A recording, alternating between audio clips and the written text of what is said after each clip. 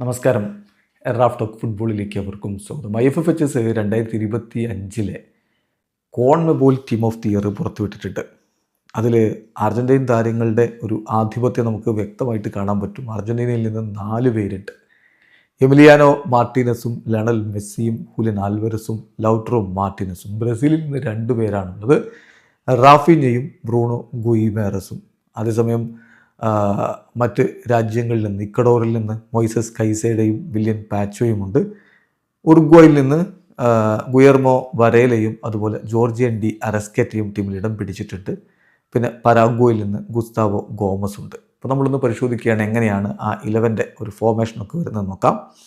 Goal കീപ്പറായിട്ട് Emiliano Martinez ആണ്, അർജൻറ്റീനയുടെ goalkeeper Emiliano Martinez. ഡിഫൻസിൽ പരാഗ്വയുടെ ഗുസ്താവോ ഗോമസും അതുപോലെ തന്നെ വില്യൻ പാച്ചോയും, അതായത് ഇക്വഡോറിൻ്റെ വില്യൻ പാച്ചോയും അതുപോലെ തന്നെ ഗുയർമോ വരേലയും,